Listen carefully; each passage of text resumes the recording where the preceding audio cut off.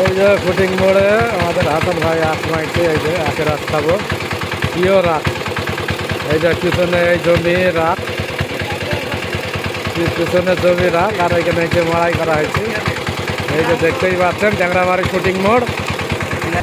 এই যে ট্যাংরাবাড়ি শুটিং মোড়ে আখের রস খাচ্ছে, একদম পিওর আখের রস। এই যে মেঠাই লিখাই ফাল, তুই আগে খাই ফাল। মিষ্টি কেমন, ভালো? হেবি মিষ্টি। মিষ্টি কেমন?